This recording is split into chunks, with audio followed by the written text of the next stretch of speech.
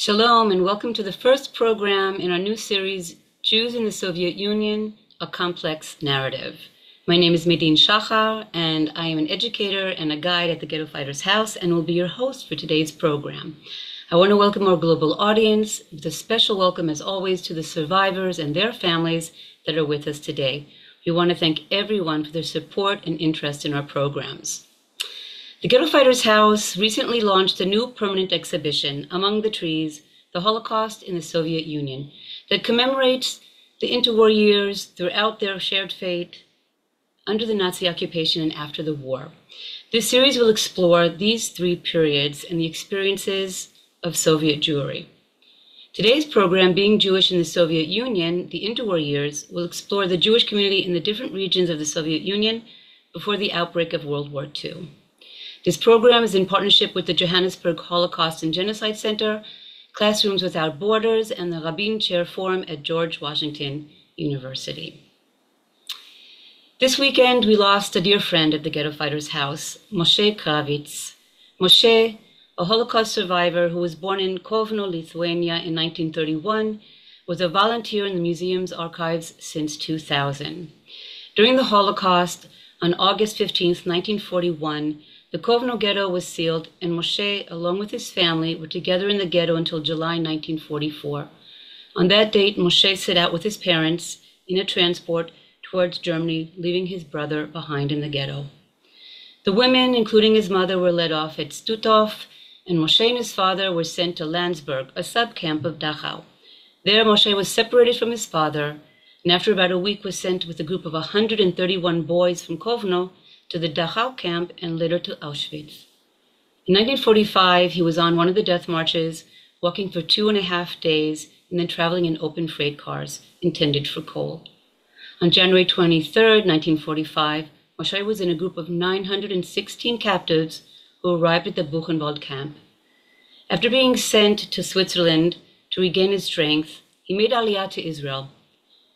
Liuba, Moshe's mother, was liberated from the Stutthof camp and returned to Kovno. There, she retrieved from the bunker where she had hidden in a box documents, family photographs, and poems Moshe had written in the ghetto. In 1946, Moshe learned that his mother was alive, and in 1955, he was finally able to bring her to Israel. Moshe's father and brother did not survive. In Israel, Moshe held various senior positions in the Ministry of Agriculture. He will be greatly missed by us all, and the Ghetto Fighters House is dedicating this series to Moshe. May he rest in peace. And now, I would like to invite Yigal Cohen, the CEO of the Ghetto Fighters House, to give the opening remarks. Yigal? Hello, everyone. The Ghetto Fighters House is one of the world's first Holocaust museums. It was founded by survivors, among them survivors from the former Soviet Union. We believe that telling the story of Soviet Jewry before, during, and after the Holocaust to be an educational and moral task of great significance. To achieve this, we have worked in various ways at the museum. We seek to bring greater awareness to this community and highlight a vast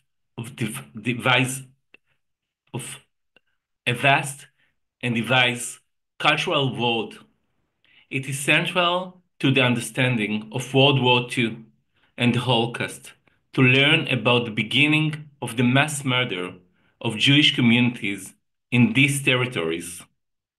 Alongside this tragedy, the so-called Holocaust by bullets, there are many untold stories of heroism in the ghettos and forests, in the partisan camps, and within the ranks of the Red Army. About 2 million Jews were murdered in the territories of the former Soviet Union and the lands of its immediate west.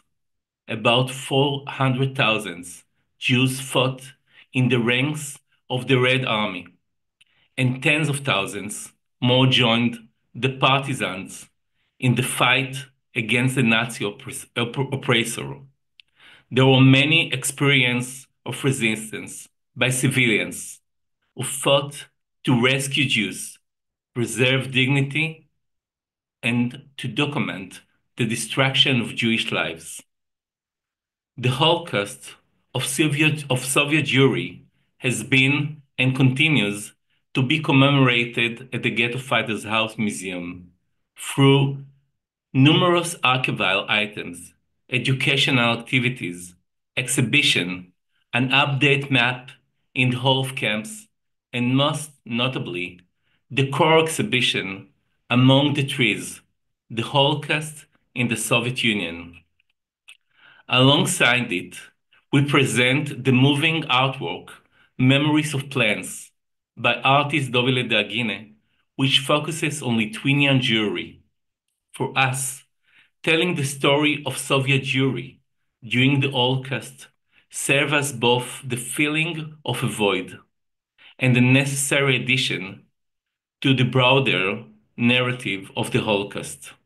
Moreover, it is source of inspiration and connection for younger generations, the third and fourth generations of Holocaust survivors, partisans, and fighters. I would like to extend my gratitude to all our partners, the Johannesburg Holocaust and Genocide Center, Classroom Without Borders, and the Rabin Chair Forum at George Washington University. I would also like to thank Medin Shachar for organizing this most important series. I wish us all fascinating and meaningful series, and above all, peaceful and quiet days ahead. Thank you. Thank you, Igal. Thank you very much for your words. I would like to introduce our first speaker, and it is an honor to have her with us today. Professor Elissa Bemporad. She's a professor of history and chair in Eastern European Jewish history and the Holocaust at Queens College and the Graduate Center at CUNY. She's a two-time winner of the National Jewish Book Award. Bemporad is the author of 3 monographs, including Legacy of Blood, Jews, Pogroms, and Ritual Murder in the Lands of the Soviets, published by Oxford University Press in 2019, and the co-editor of several volumes, including most recently Pogroms, a documentary history, also published by Oxford University Press in 2021. Her work has appeared in different languages, including French, Hebrew, Yiddish, Italian, and Russian. She serves as editor of Jewish Social Studies and as series editor of Yiddish Voices for Bloomsbury. And Professor Bemporad, the floor is yours. Good evening, everyone. Good evening from New York. Thank you so much, Vadim, for this wonderful introduction. And thank you for inviting me to speak a little bit about interwar Soviet Jews. I have thought at length, and I have written extensively about the question of the ways in which Jewish communities within the territories that came under the control of the Soviet Union have responded to the communist or Bolshevik experiment, the way in which the Soviet experiment has changed their lives, right? So today I will be sharing with you some thoughts about what it might have meant to be Jewish in the interwar Soviet Union. So let me start by sharing my screen here. Okay, wonderful. So now there's a lot to say, and I only have between 20 and 25 minutes because remember, we are talking about, first of all, the largest country in the world, the Tsarist Russia, and then the Soviet Union, right? The largest country in the world. And we are also talking about the second largest Jewish community from a demographic point of view in Europe. The first one, of course, being Polish Jewry. So I want to begin from the beginning with the Bolshevik Revolution. As you all know, or if you don't, or if you've forgotten, I'm reminding you, in February 1917, the Jews who were living within the Tsarist Empire are emancipated. The provisional government that takes the place of the Tsar, Nicholas II, last Tsar of Russia, who abdicates, issue the decree that emancipates Jews. October 1917, we have the Bolshevik Revolution, whereby a small, fiercely committed and highly organized group of social democrats gradually take over the core of the Tsarist territory, the Tsarist dominion. Under Vladimir Lenin's leadership, the revolutionary vanguard of the Bolshevik Party begins to create a one-party political system, a state-controlled economy, and an official atheistic culture wherever it extends its power. Here I'm just showing you the map of the Pale of Settlement, where the 15 provinces and Congress Poland, where Jews were allowed to live within the Tsarist territory until 1917. After 1917, the Pale of Settlement is dismantled. But anyway, what is interesting here is how Jews respond to the Bolshevik Revolution. Think about numbers. 1917, before Lenin comes to power, only about 900 Jews had joined the Bolshevik Party. While the October Revolution confirmed the legal emancipation of the Jews, right? They said what happened in February is fine. We confirm it. Jews should also be emancipated. The Bolsheviks also allowed Jews to join the political system, become citizens of the new state, and participate in the newly established socialist society without quotas, without discrimination. And yet in 1918, we only have about 1,100 Jews who have joined the Bolshevik Party. So if we compare, the thousands of Jews who supported different Zionist movements and Zionist parties and socialist parties, including the Bund, very few Jews support the Bolsheviks. Actually, the Bolsheviks enjoyed the lowest amount of support. By the way, of course, you're all thinking about Leon Trotsky and other leaders of the Bolshevik Party who were of Jewish background and who become, leading figures in the ranks of the Bolsheviks. But I don't think that matters very much because for them, Jewishness had no bearing really on their identity. For someone like Trotsky or even Zinoviev, Kamenev, Jewishness was nothing more than an unfortunate accident of birth. But this negative, very negative attitude to the Bolshevik Revolution changed significantly during the Civil War. The Civil War is the period that goes from 1918 until 1921, when you have a bloody war between the Red Army fighting for the Soviet power, Polish troops fighting for Polish independence, the Ukrainian forces fighting for an independent Ukraine, and of course the White Army, the White movement that is fighting for the Tsar to come back. So the brutality of these pogroms that turn genocidal really change the way in which Jews consider their views of Bolshevik power. It was the extreme violence unleashed in 1918 and 1921 that swayed the majority of Jews, including many Zionists, many Bundists, to come to support the Bolshevik cause.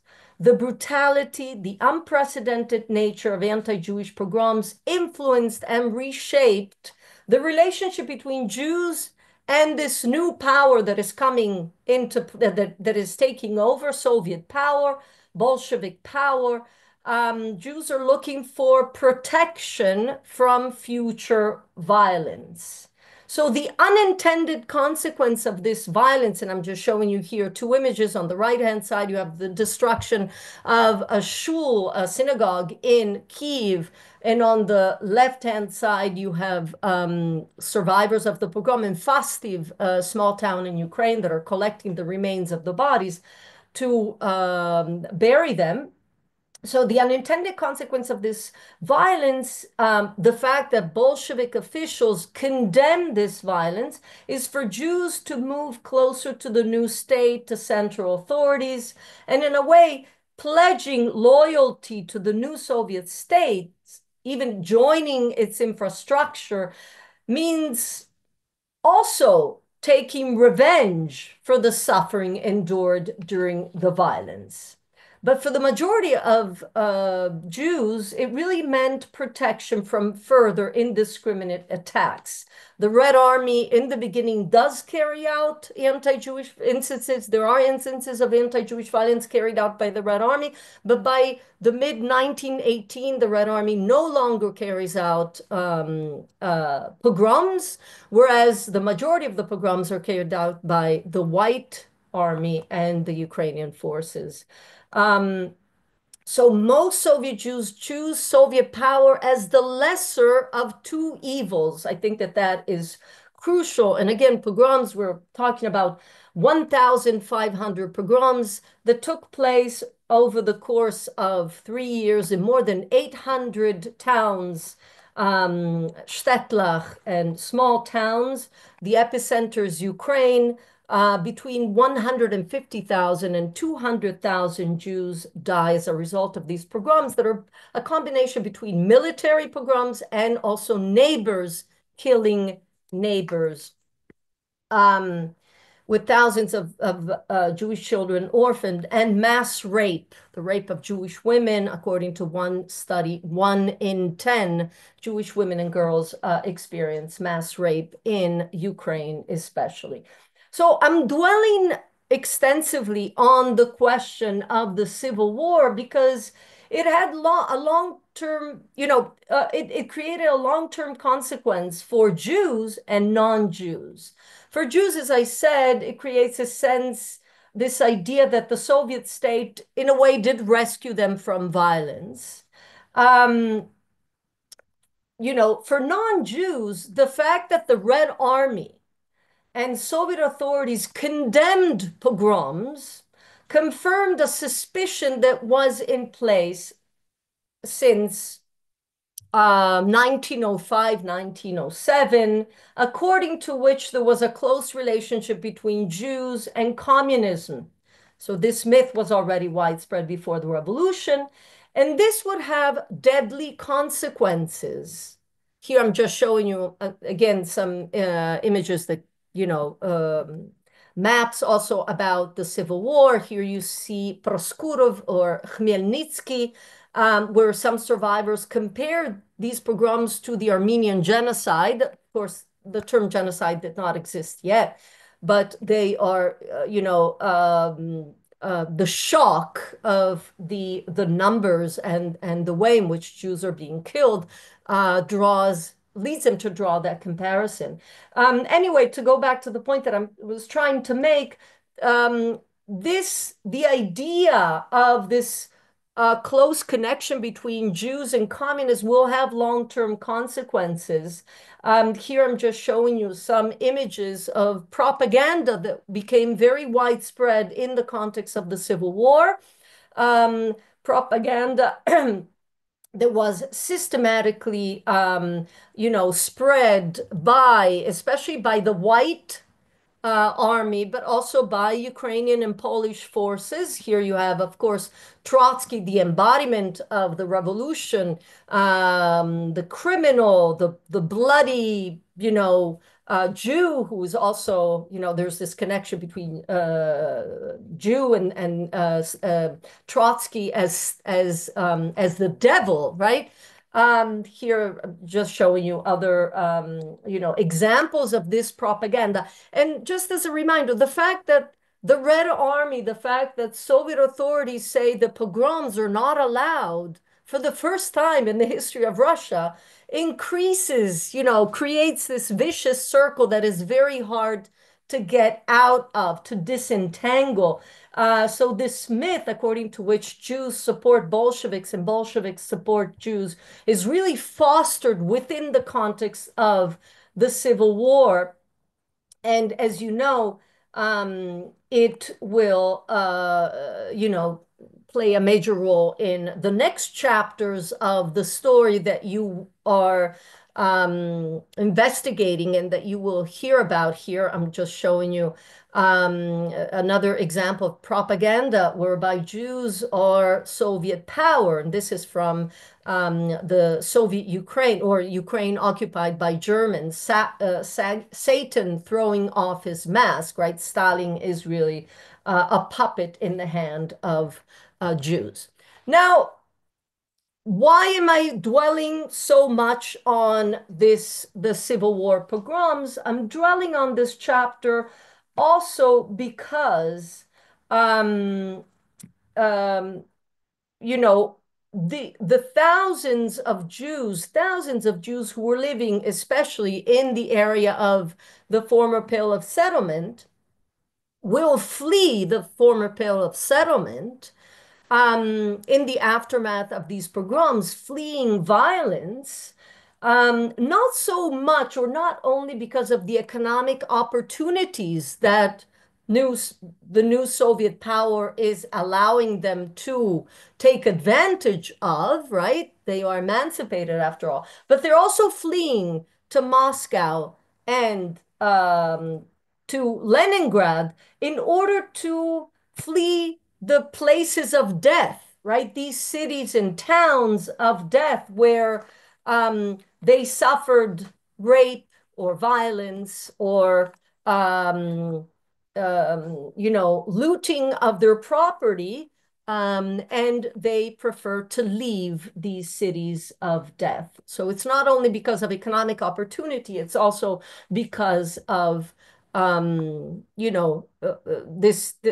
traumatized by this violence. So again, I'm dwelling on this because one of the reasons why Moscow, for example, in the 1920s becomes the new Berdichev, one of, also known as the Jewish shtetl, a city in Ukraine, with the majority of the population being Jewish. If in the 1920s, many non-Jews complained about the fact that Moscow had turned into the new Berdichev, was also the consequence of the thousands of Jewish refugees who fled Ukraine and Belarus in the aftermath of these pogroms.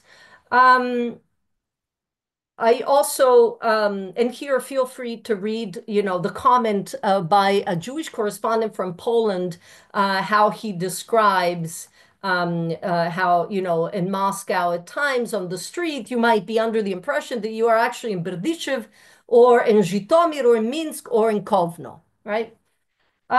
So those Jews who stayed in the cities and towns of the former Pale of Settlement were more likely to hold on to the memory of this violence. Since this series is also a lot about memory, we wonder what happened to the memory of these pogroms, right? So those Jews who stayed in the towns, many left, but many stayed in the towns affected by the pogroms. And they held on to this memory. They carried this memory with them and they passed it on to the next generation. But this memory was largely wiped out because those are the Jews who were exterminated so successfully by the Germans and their collaborators after 1941, when Operation Barbarossa is launched. And so successfully, the Jews who are living in Ukraine and Belarus are exterminated. Those are the Jews who would have held on more to this memory of the violence. Those Jews who left and who moved to Moscow and Leningrad were more likely to acculturate at a faster pace and assimilate, and perhaps even want to forget the trauma that they had, that they or their parents had experienced in the form of Pale of Settlement. So it's very interesting, the point here being that violence The violence of the Civil War becomes a driving force in the urbanization, but also in the modernization and in the Sovietization and assimilation of the Jewish population. The unintended consequence of anti-Jewish violence of the Civil War is, in a way, the making of Soviet Jews. So that's one point that I wanted to make. The second point that I want to make is, without succumbing to a common tendency among Jewish historians to try to interpret the Jewish experience as exceptional, we still need to acknowledge some exceptional aspects in this story, in the story of the Soviet Jewish experience. One of these aspects pertains to the way in which Jews, more than any other group in the Soviet Union, went from being a marginal minority oppressed by numerous legal restrictions under the Tsar to becoming a remarkably visible, prominent, and even influential one following the Bolsheviks' commitment to their emancipation. So in other words, before the Bolsheviks come to power, Russian society had largely excluded Jews from positions of prominence. The Soviet regime the Soviet regime confirmed, not condemned, confirmed the legal emancipation of its Jewish residents, allowing them to join the political system and become citizens of the state and participate in it without discrimination. So upward mobility, and here I just gave you some statistics on this slide, is one of the most striking consequences of the shift to full-fledged citizenship. The rise in the number of Jews employed in the offices of the Soviet government is so remarkable that it gave the impression, in a way, at the popular level of, again, it confirmed that idea, that myth of Judeo-Bolshevism. So, for example, they're 2% of the population. By the mid-1920s, they constitute 6% of the Soviet ruling elite, 10% of the leadership of the Soviet economic agencies. If we think about the Commissariat of Internal Affairs, between 1934 and 1941, Jews hold 33.7% of the positions in the central apparatus, 40% of its top leadership and secretariat, and 39.6% of the main state security administration. I gave you here an example of Belarus, the Belarusian Soviet Socialist Republic, where Jews make up for almost 7% of the population. 57% of the directors of medical institutions, 51 of physicians, 53 of dentists, and so on. And of course, institutions of secondary and higher learning opened up to Jews for the very first time. They're no longer forced to travel abroad to evade the anti-Jewish quotas that existed under the Tsar, or to take the high school equivalent of an exam like the great Jewish historian Simeon Dubnov had to, or Isaac Babel had to. All this is over. However, success always comes with a price, right? So the success had a price for all those who were willing to embrace it. While opening its doors to Jews, the Soviet regime banned Jewish particularism. Jewish political organizations outside the Communist Party denied religious Jews and their institutions the right to continue playing a role in Jewish life, and destroyed most of their autonomous Jewish organization. So I just want to mention here the great historian Ezra Mendelsohn, who wrote about the interwar period, a comparison between Polish Jews and Soviet Jews. And he said that the Soviet Union was good for the Jews, but bad for Judaism. Good for the Jews because we don't really have anti-Semitism as much as we have in Poland in the interwar period. We don't have pogroms, but it's bad for Judaism because we lose that rich, and diverse Jewish identity and culture that predated the Soviet Union. So the Bolsheviks have a very clear message. Those who do not conform to our views and codes of belief of the new Soviet system will suffer consequences. And here I just gave you a very, for me, it's moving about the persecution of Zionism and Hebrew, but especially young Zionists who were persecuted in the 1920s. And this young woman by the name of Berta Levin from Minsk, and I hope you have read this. Um, the decision that she made, she committed suicide. She was arrested in Minsk by the Soviet secret police. She suffers interrogation. She might have suffered torture. In the end, they let her go, but only after she is forced to release the names of her comrades. And after she leaves the prison, she prefers to commit suicide because of, perhaps the remorse of having betrayed her comrades.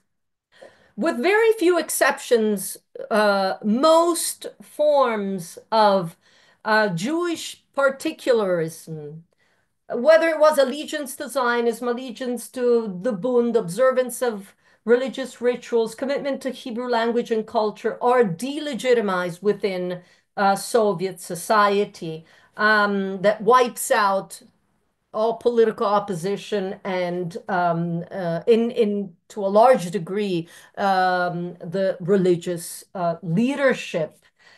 Um, so, of course, the combination of freedoms granted to and constraints enforced on Soviet Jewish citizens entailed many changes in their political culture and religious identity. Some Jews were eager to let go of their Jewishness, right? This Jewish particularity, to embrace universal possibility. Um, um, of a classless society in which national identity would eventually disappear. They rushed into government offices and institutions of higher learning. Many sons and daughters rebelled against their Zionist, Bundist, or religious fathers and mothers, and they integrated into Soviet society. In many ways, they even became the backbone of the Soviet intelligentsia. For many Jews, integration meant really letting go, escaping this religious culture and political Jewish particularity. But this straightforward or rapid path to acculturation into the Soviet system should not be ascribed to Soviet Jewry as a whole. In many smaller towns, urban centers, you still have a sizable proportion of Jews who are living in the former Pale of Settlement. I mentioned earlier that there's this revolutionary uh, demographic change, but as Mordechai Altshuler, one of the greatest historians of Soviet Jewry, has demonstrated in his study of demographics of Soviet Jews, the large majority did stay in the former Pale of Settlement, perhaps moving from the shtetls, from the shtetlach into the larger cities. So from Fastiv, for example, I showed you an image earlier of the survivors of a pogrom. They move perhaps to Kiev or to Odessa. So in these places, the response to the Bolshevik experiment is much more complicated. It's not about um, communism as anti-Jewishness or Jewishness as anti-communist. For many, many are trying to negotiate their identities. So many are adapting to the new system and remain committed to some expressions of Jewish particularity. So, precisely as Madine mentioned earlier, this is a complicated story. It's an ambivalent story. Here, um, No, I don't have. I thought I had another slide, but I'll just mention it here. So, for example, if we think about Belarus and Ukraine, the two Soviet republics that coincide with the former Pale of Settlement, if we think about the city of Gomel, 30% of the population was Jewish. Berdichev, 37%. Zhytomyr, 31%. Vinnytsia, 35%. Minsk, 43%. In Kiev, one quarter. In Odessa, one third. So what does this do? This fosters a degree of Jewish self-confidence, a degree of comfort about Jewish identity, a feeling that generally did not exist in other cities outside, in Moscow or in Leningrad. There is an allegiance to Jewish identity is much more common and multifaceted in these areas. And here I gave you some data about intermarriage. Of course, the numbers are rather extraordinary, but you can see the difference. For example, 1937 between Belarus and Russia, 10% versus 42% intermarriage. Ukraine is 16% and Russia again is 42%. So that plays a very important role. That makes retaining aspects of Jewish identity more likely. So my point here is that despite Lenin's and Stalin's violent rhetoric and the quick tempo with which the Bolsheviks hoped to revolutionize society and bring socialism to the world and transform the core of Jewish life, this transformation, if we think about geography, if we think about how place matters, occurred at a slower pace in the former Pale of Settlement. Historians, however, and this goes back to the Shoah, that you will be again studying in or hearing about in the next two sessions, historians who have written about the Soviet Union have, in a way, focused primarily on the experience of those Jews who did not live in the former Pale of Settlement. Because remember that those are the ones who are successfully exterminated. So what we know, the knowledge that we have about Soviet Jewry is mostly based on those Jews who were not killed, who those who were more assimilated, right? Of course, these are overgeneralizations. Not everyone was assimilated, but the likelihood of being more assimilated and more acculturated in Moscow and Leningrad. And those are the Jews who survived the Shoah. The Jews who I am really talking about, and I tried to, in a way, put together their experience. Those are the ones whose story we have lost. So there's this attempt, this tendency to superimpose the story of the more assimilated Jews on those who were even less assimilated. I just want to give you just a few examples, and then I'm nearing the end. But in terms of religious life, and I've written a lot about religious life, for example, if we think about many cities in the former Pale of Settlement, I've written about Minsk, I've written about other cities in Ukraine.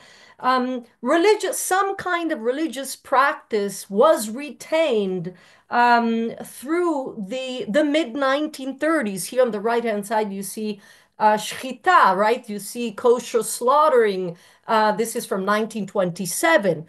On the right-hand side. On the left-hand side, you see this is actually, a drawing that condemns circumcision, right? Circumcision based on my work, most Jews who were living in the towns and medium-sized cities in the former Soviet Union, in the former Pale of Settlement, I'm sorry, did circumcise their children. Even when they were members of the Communist Party. This was more rare if we think about, for example, Moscow and Leningrad. Of course, things begin to change in the 1930s, especially in the second part of the 1930s. Here, for example, you have the collection of candlesticks for the Sabbath, right, for Shabbos, that are being donated together also with tefillin, you see on the right-hand side, um, to the revolution, right? So it will become harder and harder to maintain, some kind of Jewish identity or rituals that are connected to religion. Here, one last slide. The mikvah. On the right-hand side, you see also an anti-religious. This is part of the anti-religious propaganda. The mikvah, how negatively it is depicted, right? It's what a negative impact it can have on hygiene. On the right-hand side, on the left-hand side, you see a mikveh that is turned into a laundry in the city of Kremenchuk. Okay, so I'm nearing the end of my talk, but I just want to go over a few key aspects of the Soviet Jewish experience. The first one, as I said, is this extraordinary upward mobility and rapid success achieved by Jews in different spheres of Soviet life. So much so that the accomplishments of Jews in the economic, cultural, and political sectors of Soviet society can be compared to the heights reached by German Jews at the time of the Weimar Republic, up until 1933. Extraordinary success. And this success, by the way, persisted throughout the 1930s and even into the 1940s, second part of the 1940s, not in the former Bill of Settlement, of course. The second point that I wanted to make is there are official campaigns against anti-Semitism that were endorsed by the Soviet government, not because they were philo-Semitic in any way. This is about combating the Tsar's legacy. It's about showing that the Soviet system has nothing to do with the Tsar. So the Tsar's political system did persecute Jews. Pogroms no longer take place in the context of the Soviet Union. Here you have the record of Lenin's speech against the pogroms that is given in 1918. Here you see, again, Lenin condemning anti-Semitism. But it's interesting to think about these Soviet campaigns against anti-Semitism, the extent of funding that the state invested in combating anti-Semitism in the context of Europe, where in Europe you have in the context of growing fascism and growing success of fascism, and instances also of anti-Jewish violence in the Soviet Union, at least on paper, and I can come back to this. I've written a whole book on this. At least on paper, the state was opposed to anti-Semitism. Of course, everything changes in the context of the war, of World War II. The third aspect, of course, is as part of the process to Sovietize its inhabitants, the state championed the establishment of many organizations, institutions that operated in a Jewish language in the context of the European regions of the Soviet Union. Of course, the language is Yiddish. Here I'm showing you an image of Yiddish writers, Peretz Markish, Izi Harik, Pfeffer, some of them you might know their names. Of course, here you have the Moscow Yiddish Theater in Paris in 1928. The whole troupe at the home of Marc Chagall, who you see right here. I don't know if you can see my cursor. The great actor Michoels. And Yiddish schools. Now, as you all know, and I'm sure many of you know better than I do, is that Stalin said very clearly that, you know, he allowed this kind of culture as long as it was national in form, but socialist in content. So Yiddish was the language, but the content of what was being taught in these schools had to be Marxism, had to be socialism. However, my point here is that these schools helped promote and definitely retain a sense of ethnic Jewish identity. Ethnic Jewish identity that is very important to keep into consideration on the eve of World War II. Here I'm just showing you two more images of, again, these Jewish institutions that were supported by the state. On the right hand side, from Nova Kachivka in Ukraine. Those of you following the events in Ukraine might have heard of this place. This is a former synagogue that becomes a school for Jewish artisans. And on the left-hand side, you have the former synagogue in Minsk that becomes the Belarusian Yiddish State Theater. The last point here, again, you have Yiddish, this support for Yiddish culture. The last point that I want to make, and then I will conclude, is that there also is this push to normalize Jewish economic life and employment patterns and adjust them to the socialist system through productivization. And the state funded the establishment of hundreds of agricultural colonies. Actually, one of the images for this series is one of the colonies in Vitebsk. It's interesting. This is an unparalleled development in Jewish economic life in modern times, a process that attracted more than 10% of the overall Jewish population living within the Soviet border. So thousands set about farming the land in Ukraine, in Crimea, in parts of Belarus.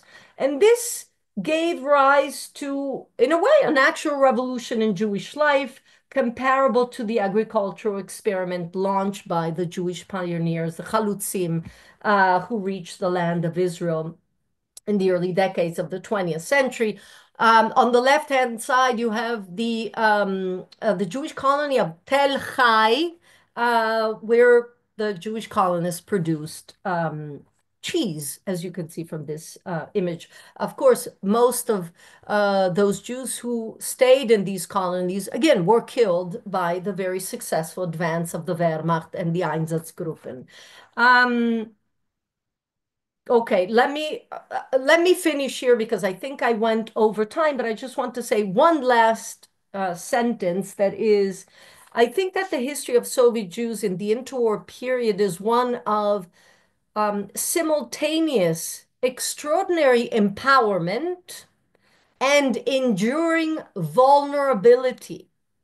It is a story of a minority group that was or was imagined as being too Jewish and too Soviet at the same time. And I think that this plays unfortunately, a very important role in the way in which neighbors will respond to the occupation of Ukraine and Belarus during World War II. Okay, let me stop here, and I apologize if I went over time. It's absolutely fine that you went over time. I'm actually very happy that you were able to give us a little more time and learn more from your knowledge. Fascinating overview of what it was like to be Jewish in the interwar years, and especially the last few pictures with Tel Chai and kibbutz, sort of like these Jewish colonies. It has me thinking a lot about how it really did affect what was happening here in Israel as well. So, Elissa, thank you so much for your presentation. And there are a few questions. We're going to save the questions until the end. But if you want to look in the chat box, meanwhile, you can take a look at some of the questions and see if there's something that you want to address.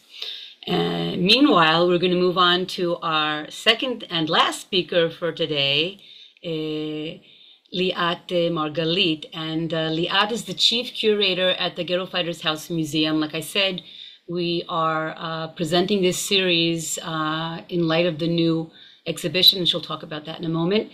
She specializes in historical displays, and during her many years of experience in the field of museums, she has curated permanent and temporary exhibitions dealing with a variety of historical and sociological topics.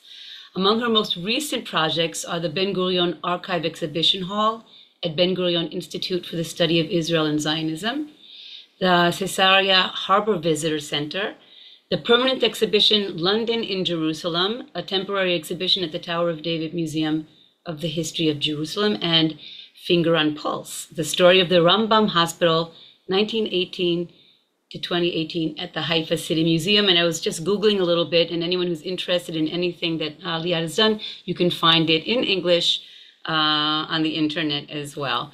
Fascinating. So Liat, you unmute yourself and the floor is yours. Good evening, everyone. It's a pleasure being here. And Elissa, thank you for a fascinating talk. Good evening again. 3 years ago, a decision was made after examining the current status of the existing displays at the Ghetto Fighters House Museum. The museum was missing a permanent exhibition telling the story of the Holocaust in the former Soviet territories. Yes, the displays at the museum focus almost entirely on Western Europe. There were different updates during the years on existing display elements with data regarding these areas. For example, Igal mentioned it before, an addition of a digital layer on an old map of concentration camps focusing on the killing pits in Eastern Europe. There were many educational activities that were developed, but there was no museological platform which could supply the needs for developing educational contents for discussion in these areas. First, we needed to define a hole within the existing and functioning museum for such an important, huge, and complex subject. Secondly, the creating of an exhibition which, on the one hand, can stand alone as a complete entity, and yet be connected to the existing narrative of the museum. It needs to be an exhibition which has the DNA of the museum and is connected to the founder's story, yet universal enough. And finally, it will have to be an exhibition which takes into account our main group of visitors, young adults who are mostly cynical, impatient, and easily distracted. These visitors can easily access information, reliable or unreliable, with a click of a finger. And perhaps this is also the place to mention that 3 years ago, almost 4 years ago, we were in a complete different state of mind. War was a far away and back in history thing for most youngsters here in Israel. Our first understanding was that we cannot talk about the Holocaust in the Soviet Union without referring to what was there before the war. In order to understand the tragedy and loss, the visitor must first appreciate the life that existed. And indeed, we have created an exhibition that consists of 3 parts: before, during, and after the war.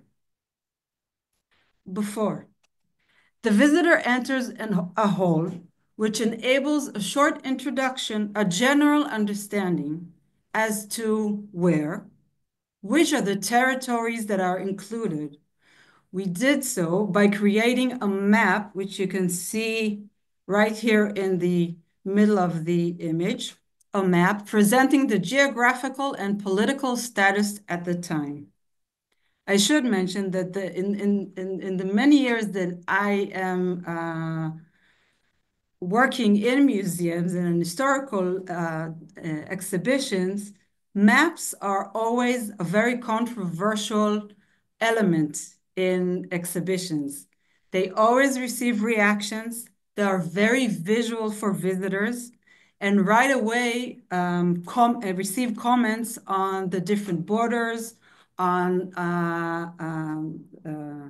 the naming of places, etc. The other question that we wanted to answer in this introduction is when does our story begin?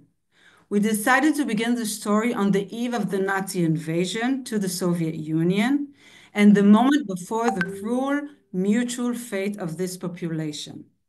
This propaganda poster right here, dating the 22nd of June, 1941, explains the time frame using no words. We wanted to answer, who do we mean when we talk about Soviet Jews? Or what does being a Jew in the Soviet Union means at this time? This wall on the right side, right over here, deals with these questions by presenting a few symbolic artifacts which resemble common features for the Soviet Unions. But most importantly, there is a screening right here in the middle of living people, moving, looking into the visitor's eyes. There are children and adults, men and women, secular and religious people. Here you can see one of the walls of the exhibition with the different artifacts, and I will just give you a taste of the screening. Can you see my video? Yes.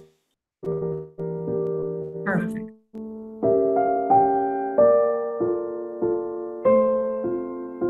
Audio Jungle.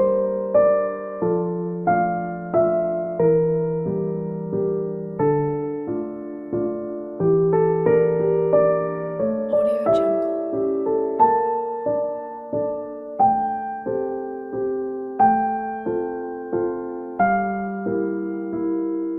Audio Jungle. Audio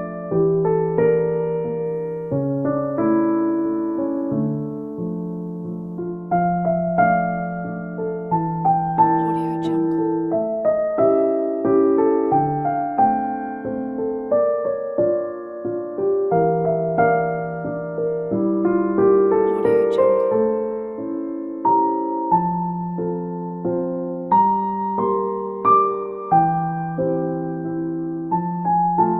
Audio Jungle. I will stop it here because it goes on for 15 minutes or so. In the exhibition, the visitors can see it in a loop. And again, it's the first things that visitors see while entering the exhibitions are people just looking into their own eyes. The second main hall of the exhibition is dedicated to an installation that we named Among the Trees. This is a multimedia installation situated in a hall that appears for the visitors to be a forest. Within the hall, a 6-meter screen displays a forest scenery that complements the hall. The experience combines voices and written sentences carefully chosen from testimonies. Together, they create a matrix of testimonies combined into one coherent story. The Jews' fate during 4 years of war. How did we choose the testimonies?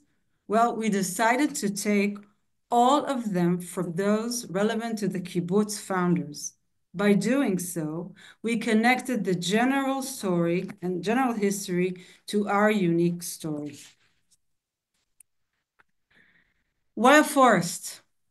Because the forest embodies the mass killing of Jews, the area of survival and refuge, and the base of Jewish resistance. All these themes were defined in advance as themes that must be in the story and indeed are presented in the display. The visitor's experience is very minimalistic in terms of visualization. They observe the changing seasons of the forest, how days become night, and only the accompanying soundtrack and topography of written testimonies hint on the occurrences. There is much room for visitors' interpretation. We have had many dilemmas along the way. Perhaps one of the most sensitive ones due to the fact that the museum's visitors include Holocaust survivors, family, etc., was concerning the sound regarding shooting at the killing pits. Should there be an accompanying sound of gunshot? And if so, should it be only one symbolic gunshot, a burst of gunfire? Remember this dilemma because I will return to it in a few minutes. I will give you just a hint, a taste of how it feels to be in the forest, but to be very honest, it's an experience which one has to feel and stand. Medin agrees with me. One has to stand in the hall, listen to the music, the soundtrack that was done especially for this installation, and experience the installation itself. But let me try giving you just a sense of what's going on there.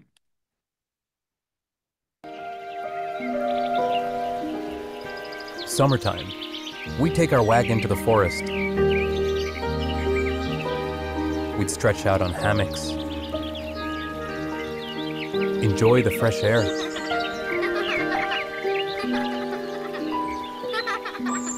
The whole school went out to the forest. Archery, a picnic, a field day in nature.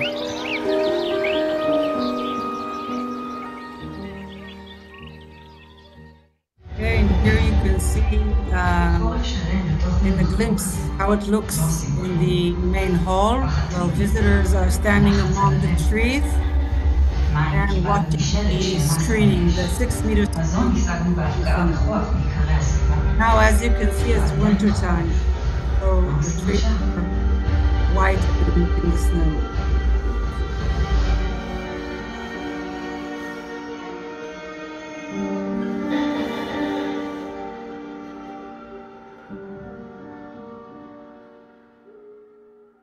All right.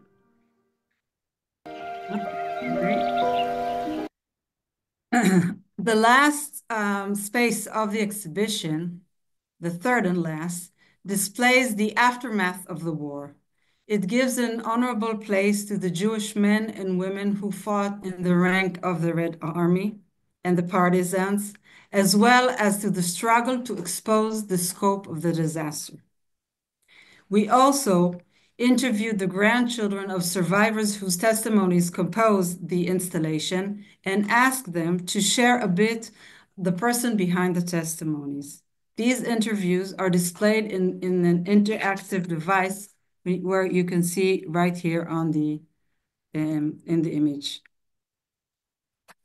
The visitor can look into these interactive stations and investigate the different testimonies that are within the installation. 3 years ago, when we began developing the idea for the new exhibition, we had no way of guessing under what circumstances it will open. We couldn't have known to what extent the process of preparing the exhibition would be under the shadow of both dramatic world events and the earthquake that shook Israel.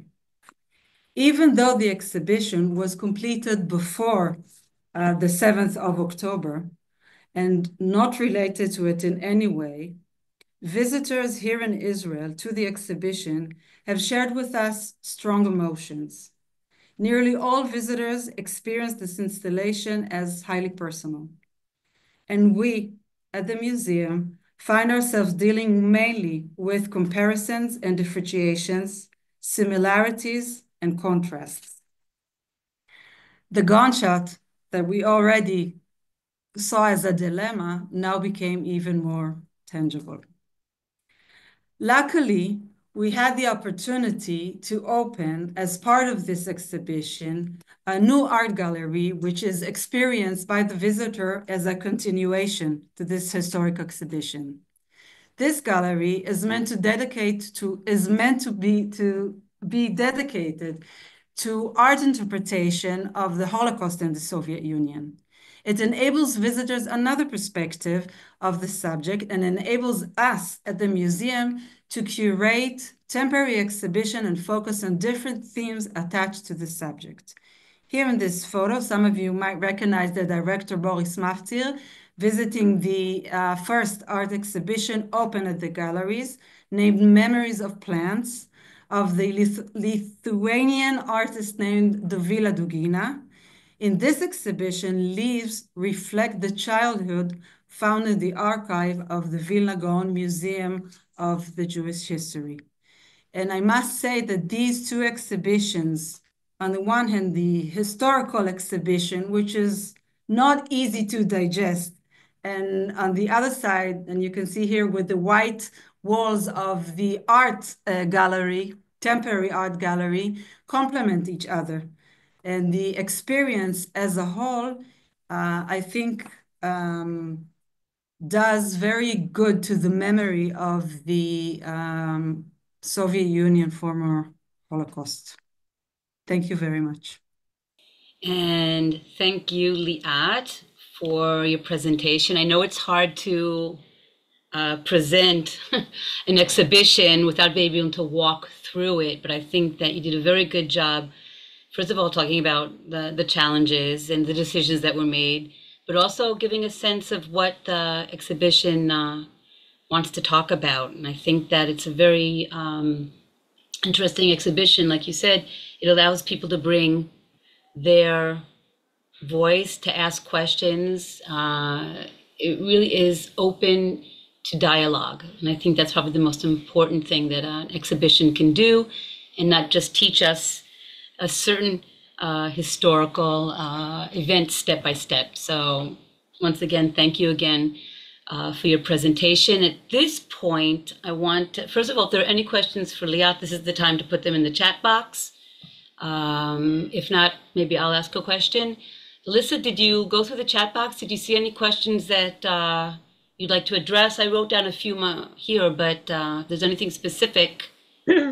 Yeah, I did go through the chat, and I won't be able to address all the questions, but feel free to look me up and send me an email. I'd be happy to answer the question that I'm not going to address right now.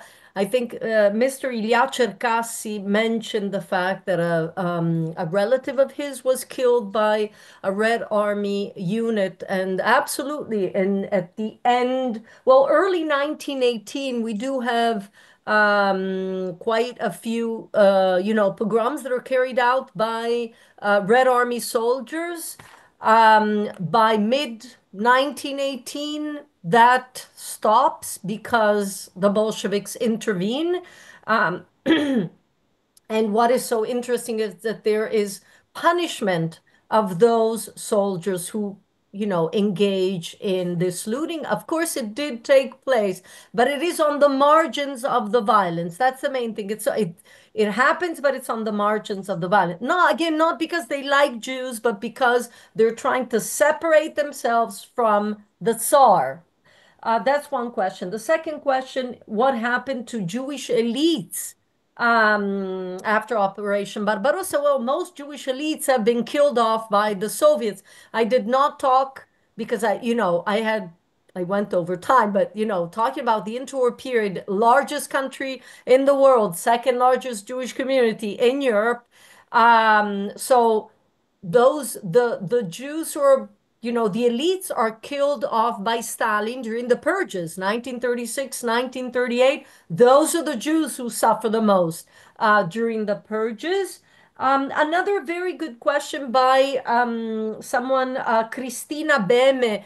I think it's Christina Beme. I'm sorry if I wrote down. Who you said you were quite disturbed by my use of the phrase Jewish emancipation. I don't know how else to refer to, legal equality. However, we are talking about a totalitarian system. So again, I didn't have time to go over all the suffering, all the fact that those Jews who were not willing to adapt to the system publicly were deprived of their rights. The licenzi and thousands of Jews were deprived of their voting rights. And actually, many of those Jews who joined the colonies, the agricultural colonies, are those Jews who were deprived in the towns, in the cities of their. So I did not mean in any way to, create this kind of idyllic society in the Soviet. There was a lot of suffering. Very quickly, parallels up between what we see today, anti-Semitism and anti-Semitism in the Soviet Union. I don't know that I can answer that question quickly, but as I said, there are campaigns against anti-Semitism on paper. I've written a whole book on Soviet anti-Semitism. There were instances of ritual murder accusation against Jews in the blood libel in the 1920s, in the 1930s. If Jews themselves did not speak up and go to the local courts and say, look, this guy just accused me of, of a blood libel, then, the Soviet authorities wouldn't, they would just turn an eye because that wasn't their main concern. So it really depended on the Jews themselves to to draw the attention of central authorities to the question of anti-Semitism. So, there always is a tension between theory and practice. And lastly, absolutely, I did not mention the Yevsektia, the Jewish section of the Communist Party that is closed down in 1930, but it is established by the Soviets in order to spread communism among the Jews, which is very interesting if we compare Soviet Jews to other European Jewish communities or American Jews or German Jews who are also assimilating at a very quick pace. But in the Soviet Union, you have this internal colonizing organization, the Yevsektia, that is promoting the destruction within, on the Jewish street. Lo and behold, and not surprisingly, the members of the Yevsektia are all purged, and most of them die in the Soviet gulags, accused of being Jewish nationalists, although, they were working on behalf of the state. I'm sorry it took so long. If there are any other questions, you can always email me. Thank you, Elissa. And Liat, that was wonderful. There is a question for Liat. Maybe Liat does want to say something. Someone asked, is the museum working on finding killing fields like Sobibor in Europe that the Nazis covered up using high-tech instrumentation? I immediately thought about the maps that were made in our hall, camps hall. But if you have any inside information, if we're doing anything using high-tech instrumentation, no, what I can say that in the exhibition we include again an interactive station sharing a project by Father Patrick Dubois, which is called Yachad in Unum. You can check it out because there is a very detailed map there in which you can go to each and every one of the locations of the pits and receive information and evidence of local people who were there, and it's very easy to receive information, and it's online and it's free. So this is my recommendation.